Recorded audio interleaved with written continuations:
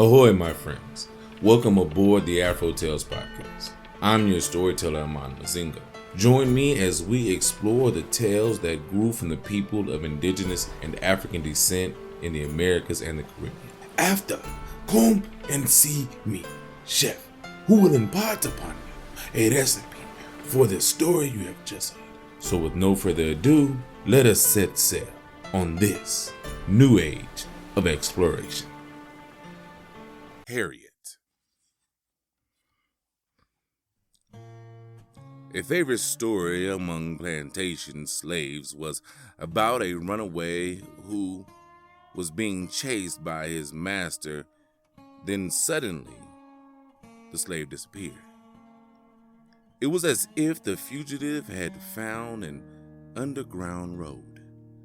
This story is perhaps the origin of the term Underground Railroad, which was neither underground nor a railroad. Instead, it was the name of an elaborate system of secret escape routes runaways used to reach freedom.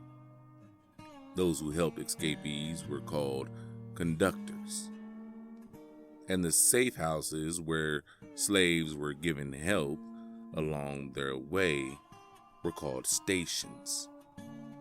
Fugitives were hidden in attics, basements, and secret passageways and tunnels. They traveled using forged papers, phony passes, and disguises. Men disguised themselves as women, and women disguised themselves as men.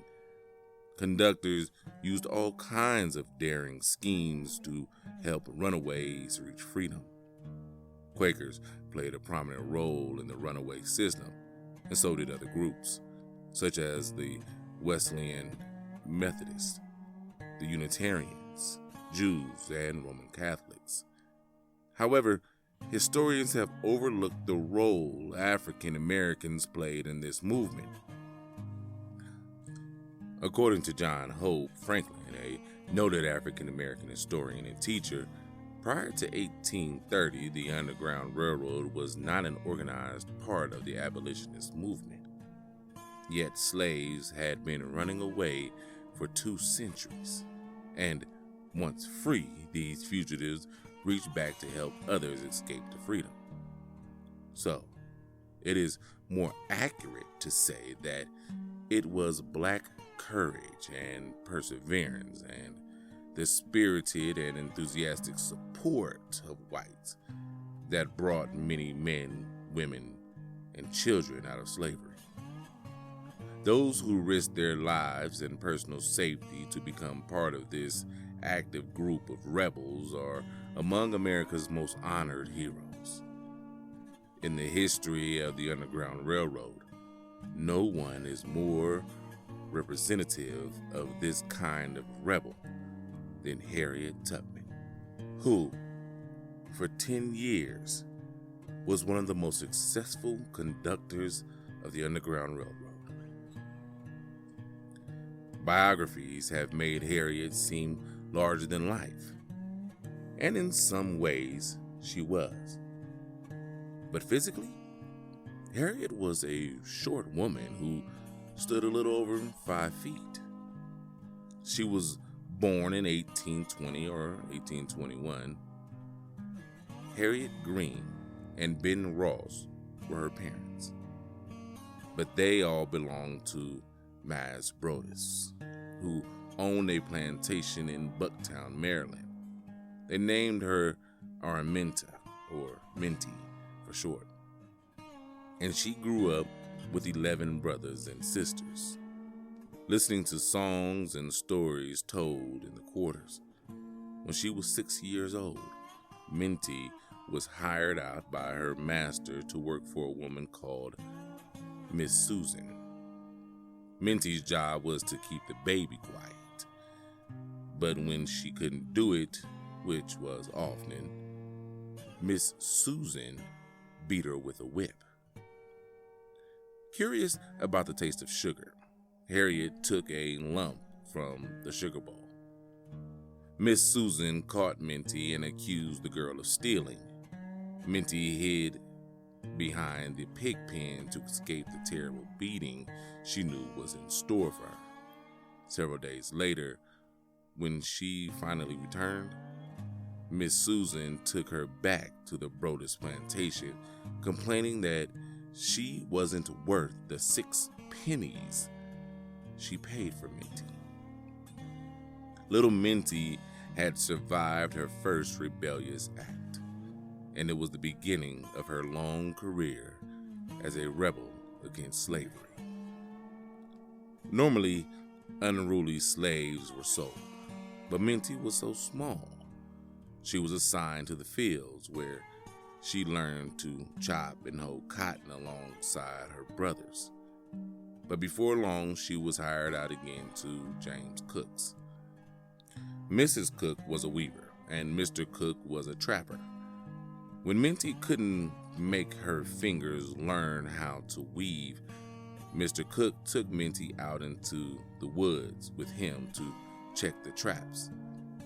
What a surprise to learn that there were no ghosts in the woods. The overseers always told black children that story to keep them from running away. Now, she knew better. Minty overcame her fear of darkness and learned the sounds and smells of the woodlands and fields and how to move quietly through the brush. She also learned to identify the stars, especially the North Star, and to find moss on the north side of a tree. All this she put in her head. She didn't know it then, but this information would save her life one day. The work was hard, but she didn't mind because she was learning so much. But working in the cold and being wet most of the time made her sick. When she told Cook she didn't feel well, he accused her of being lazy and insisted that she work that day. By evening, Minty was burning with fever. Cook rushed her back to the plantation. He didn't want her to die. Brodus could demand payment for the loss of his property. Minty probably had pneumonia, but her mother knew how to treat sicknesses. With loving hands, her mother prepared a salve and rubbed it on Minty's chest. Soon the fever broke, and Minty got better and grew stronger. One day, when she was 16, Minty interfered with the overseer who was chasing a runaway. He hurled a heavy iron weight that knocked the girl unconscious. For 8 months, Minty lingered between life and death in a coma. Mama Harriet did all she could to heal the wound that had gashed open her child's head. Once again, Minty recovered, but she was never the same. She even changed her name to Harriet in honor of her mother. After the blow to her head, Harriet would sometimes stop in the middle of a sentence and stand for a few minutes stone still as if asleep. Then, coming around, she would pick up her conversation right where she left off. Her symptoms suggest that she may have had a mild form of epilepsy brought on by the blow to her head. But back then, people thought Harriet was just prone to spells and fits. Since early childhood, Harriet had believed in dreams and omens. But as she grew older, she shared them more with her mother. In one dream, she saw a line dividing slavery from freedom. On one side, she saw people holding out their hands to her and calling her Moses. Harriet believed God had a plan for her. Mama Harriet believed it too. God will send me a sign, Harriet said. In time, Harriet married John Tubman, a free man. She continued to work in the fields. Harriet was physically very strong, as strong as a man. Sometimes her master had Harriet demonstrate her strength by pulling the load of an oxen or mule. It was degrading and humiliating, but Harriet had no choice. She had to obey her master. One day, Harriet discovered that she was going to be sold into the deep South. That night, she prayed, and by morning she knew the answer. She would run away. When she told John Tubman, he tried to discourage her. Harriet turned to her brothers. They sat out, but they were so frightened, they decided to return to the plantation. Harriet returned too. The next time, she decided she would go alone. During the summer of 1849, Harriet ran. She didn't say goodbye to anyone, not even John. She stood outside her parents' shack and sang a song, hoping they would hear it and remember that it was her way of saying goodbye.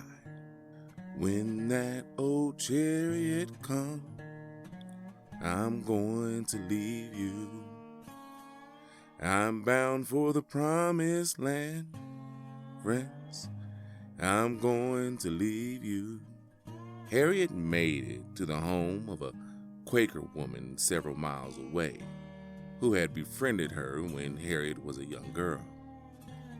After resting and eating, Harriet was slipped away to the next safe house.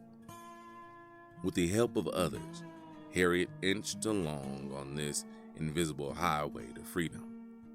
Within weeks, Harriet was in Philadelphia, where she was free. Really free. After a while, Harriet made contact with a black man named William Steele, who was secretary of the Philadelphia Vigilance Committee. This is where runaways not only sought safety, but where they came to see if they could find out news about their families, and to meet other runaways and hear about their bold escapes. Harriet no doubt heard about Henry Box Brown, who was shipped from Richmond to Philadelphia by the Adams Express Company in a box. The story of the Crafts must have been exciting to hear about. William and Ellen Craft escaped in one of the most ingenious plans ever devised by fugitives. Ellen, who was a fair-skinned black, posed as master of William. To keep from having to speak, Ellen pretended to be too ill and frail to socialize. William explained that his master was on his way north to receive treatment. Though they narrowly escaped detection, the sham worked, and the Crafts made it to freedom and became vocal abolitionists. Harriet was most impressed with the conductors on the Underground Railroad. She never tired of hearing stories about their exploits. Levy Coffin, a Quaker from Indiana, helped 3,000 slaves escape. Calvin Fairbanks, who had learned to hate slavery while a student at Oberlin, went throughout the South beginning in 1837, helping slaves to escape. Working with a white woman from Vermont, only known as Miss Webster, slaves posed as her servants and she escorted them to freedom. Fairbanks boasted that none of his escapees were caught, but he was captured and served 17 years in prison for his work.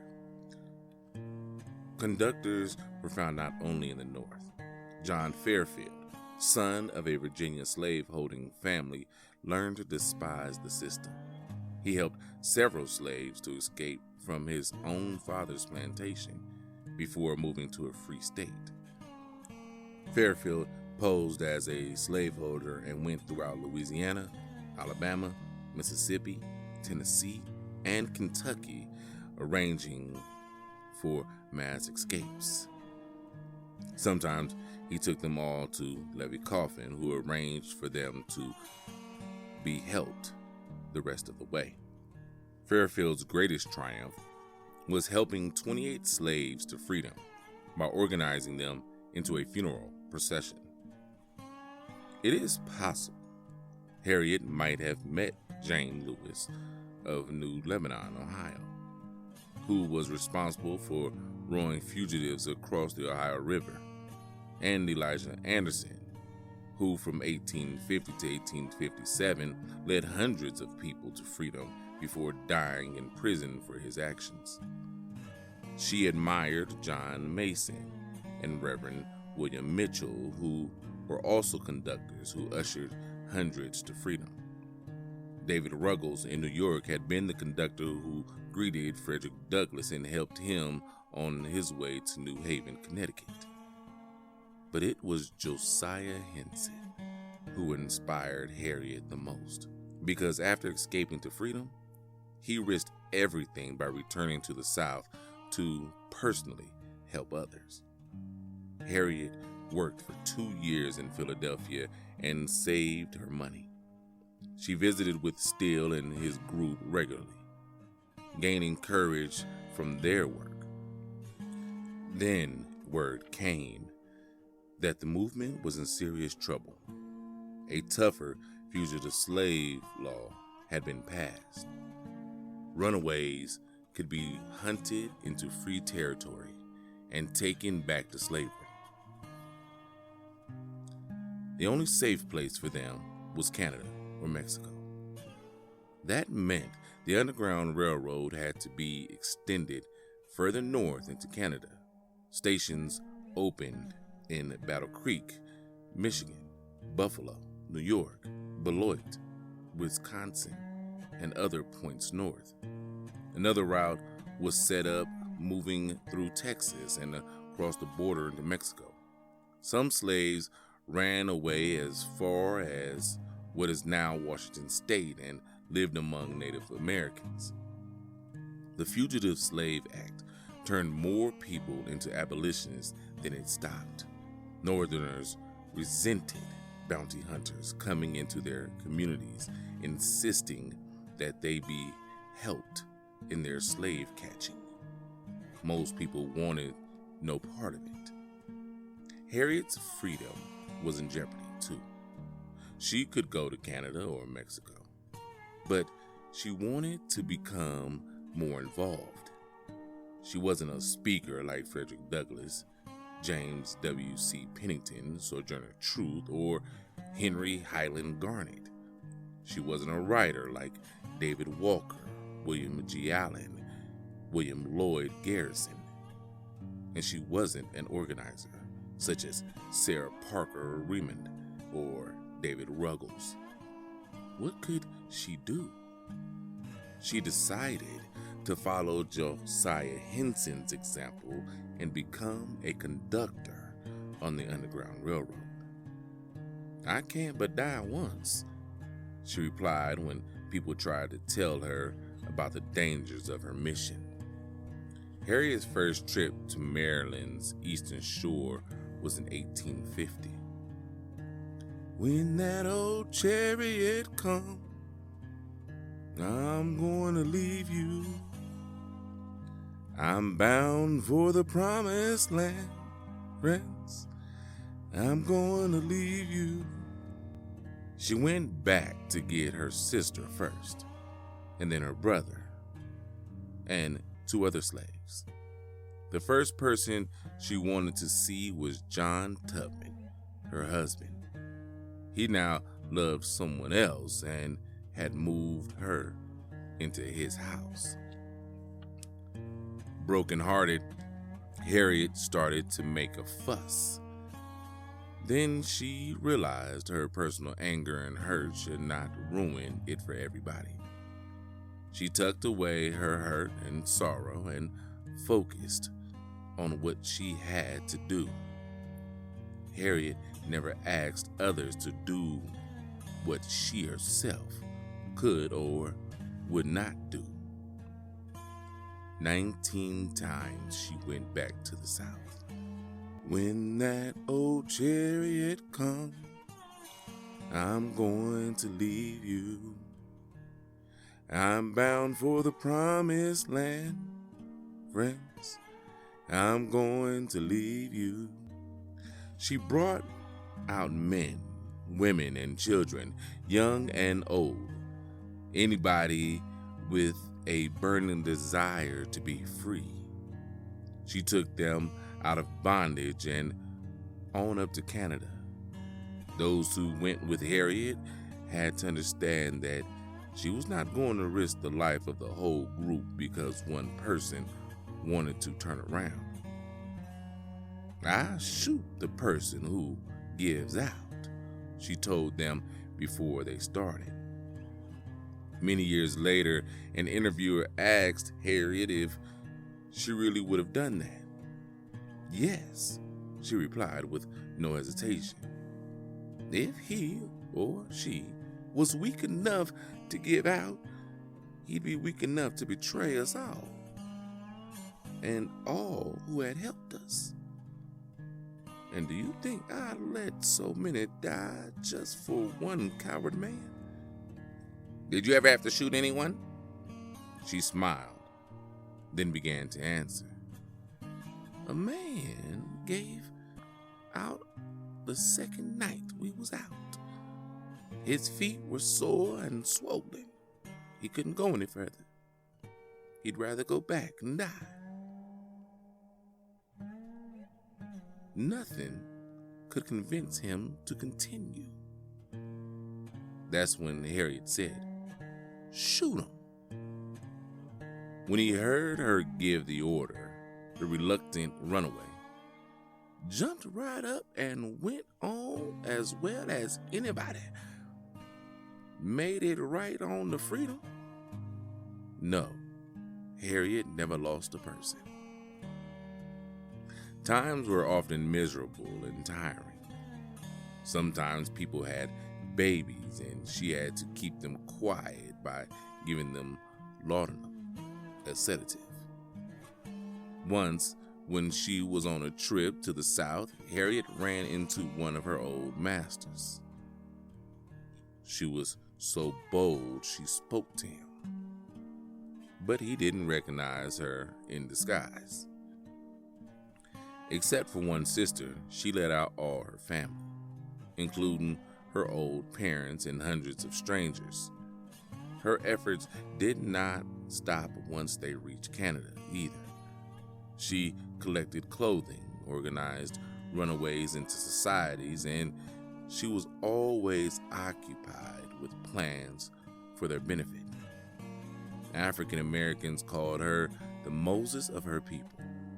Slaveholders called her a nuisance and put a hefty bounty on her head, $40,000, dead or alive. They never caught her. During the Civil War, Harriet served as a spy and a nurse for the Union Army. After the war, she moved to Auburn, New York. Later, she turned her home over to the African Methodist Episcopal Zion Church to be used as a home for the needy. Harriet died in 1913 at the age of 93.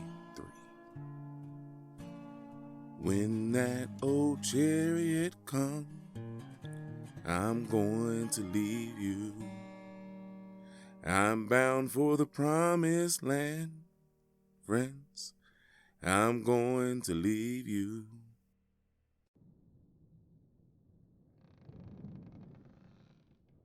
Wow. Now, that is an awesome story. Coming from the book Rebels Against Slavery, American Slave Revolts by Patricia C. Missack and Frederick L. McKissack. I love the story of Harriet Tubman, and for this Black History Month, you guys, I keep trying to give you guys a Black History story to go with it.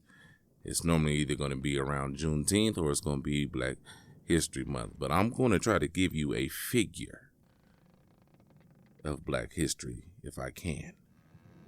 Harriet Tubman, the Moses of our people, is a wonderful story about a strong woman, barely 5 feet tall, but that risked her life over and over and over again for our people. I like the part in the book, in the story, where they mention that black people had been freeing themselves prior to the construction of the Underground Railroad, because that is what we were doing.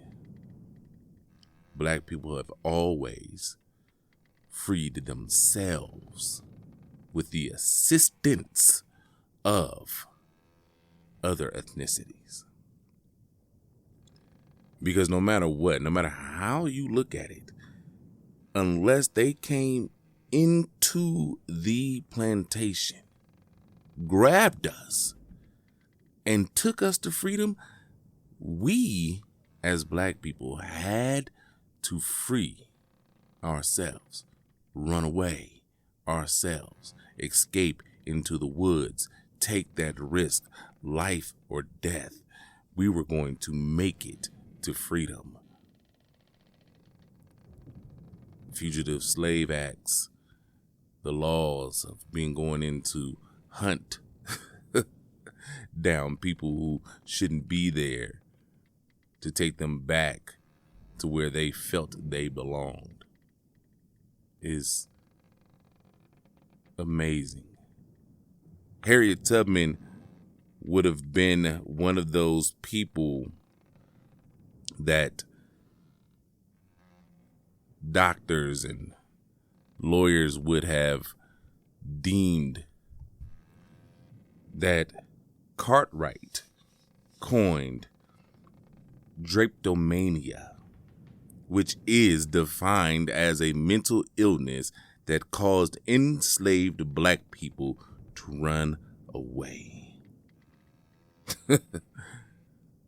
Drapetomania, if you've never heard of it, is what they said that black people who desired their freedom and tried to run away from slavery had. They were mentally ill by their clinical pseudoscientific definition. Well, Harriet and all the others she freed and all the others mentioned in this book definitely had it, because they folks had to be free by any means necessary. People just want to live free, be free, to do what they want to do, which is to live peacefully. There's not much I can say about Miss Harriet Tubman. She is a phenomenal being and will always be remembered for her achievements in this world. So, with that being said, go see Chef. He has a wonderful recipe for you.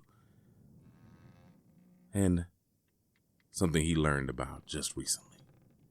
Until next time, my friends, thank you for coming on this journey with me. Thank you for telling a friend. And thank you for being free. Have a blessed day.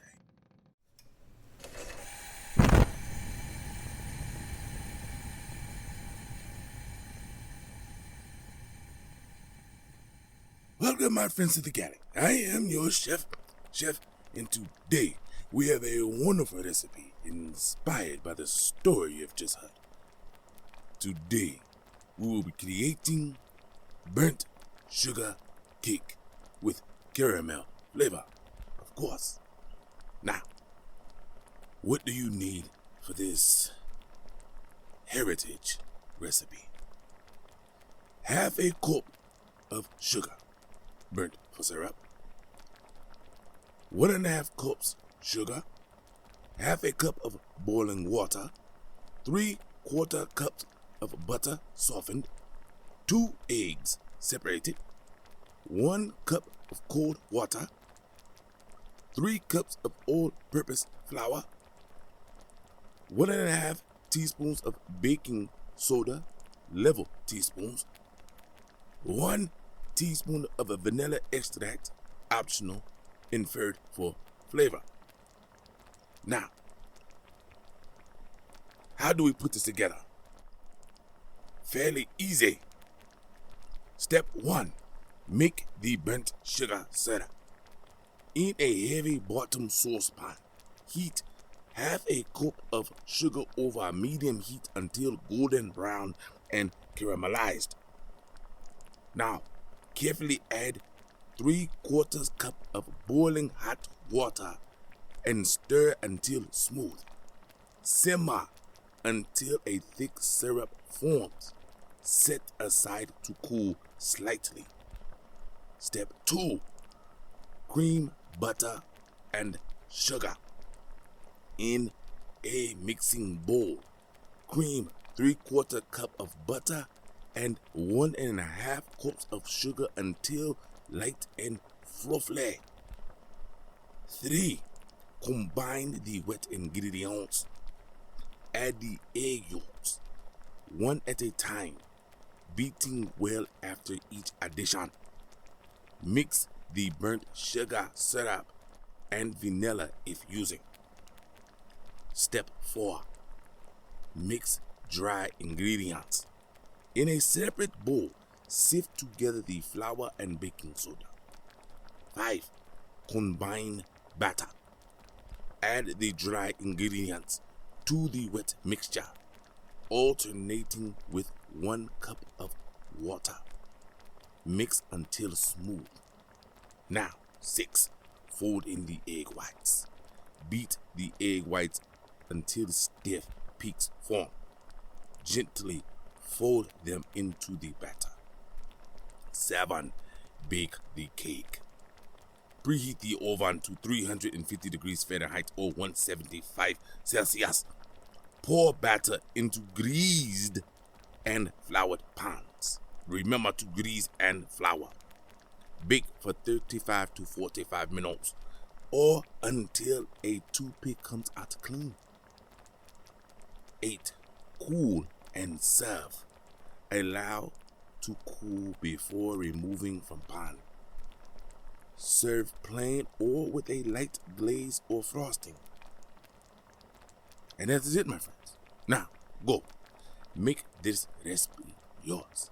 And until I have another wonderful recipe for you, remember Harriet Tubman always. And until next time, my friends, as always, enjoy.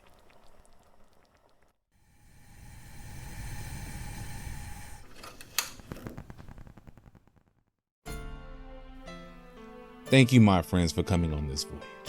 Thanks to Art by Chalet for the logo, episode, and shirt designs. You can get t-shirts and other items on tpublic.com. You can contact me on all socials at AfroTalesCast. That's AfroTalesCast. And email me at AfroTalesCast@gmail.com. You may also become a benefactor by simply sharing with any and everyone, giving a thumbs up, a 5-star rating and review in your podcast app of choice, or simply donating on Patreon or Ko-fi.com. That's KO-FI.com. So until we meet again, may your winds be fair and your seas follow.